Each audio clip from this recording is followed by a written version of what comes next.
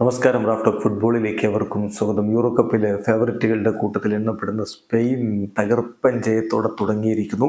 ഏകപക്ഷീയമായ 3 ഗോളുകൾക്കാണ് അവർ ക്രൊയേഷ്യയെ പരാജയപ്പെടുത്തിയിരിക്കുന്നത്.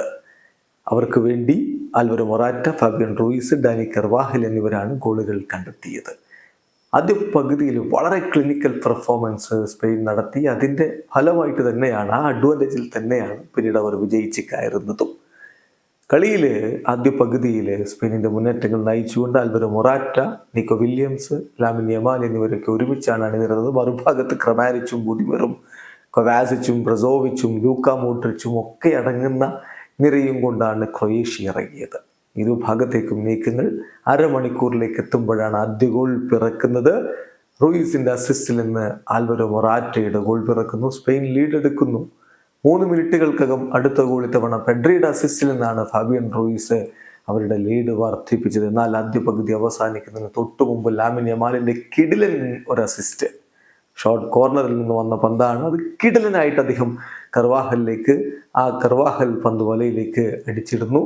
സ്കോർ 3-0. ഇടവേള സമയത്ത് ഏകപക്ഷീയമായ 3 ഗോളുകളുടെ ലീഡും കൊണ്ടാണ് സ്പെയിന് കളിക്കളം വിടുന്നത്. രണ്ടാം പകുതിയിൽ ക്രൊയേഷ്യ തിരിച്ചടിക്കാനുള്ള ശ്രമങ്ങൾ നടത്തി. അങ്ങനെ അവർക്ക് അനുകൂലമായിട്ടൊരു പെനാൽറ്റി ലഭിക്കുകയും ചെയ്തു. ബട്ട് അൺഫോർച്ചുനേറ്റ്ലി പെറ്റ്കോവിച്ചിൻ്റെ പെനാൽറ്റി ഉനായ് സിമോൺ തടഞ്ഞിട്ടു. റീബൗണ്ടിൽ നിന്ന് വന്ന പന്ത് പിന്നീട് അദ്ദേഹത്തിലേക്ക് തന്നെ എത്തുന്നു, വലയിലേക്ക് അടിക്കുന്നു. ബട്ട് അൺഫോർച്ചുനേറ്റ്ലി വാർ ചെക്ക് ചെയ്ത റഫറി പിന്നീട് ഗോള് അല്ല എന്ന് വിധിക്കുകയായിരുന്നു. അദ്ദേഹത്തിന് അത്തരത്തിലാണ് നിർദ്ദേശം വന്നത്. ഗോളല്ല എന്നുള്ള വിധി വന്നു.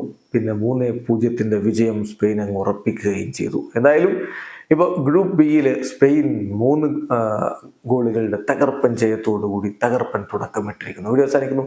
ഫുട്ബോൾ ലോകത്തെ കൂടുതൽ വിശേഷങ്ങളുമായി റാഫ് ടോക്സ് എത്താം.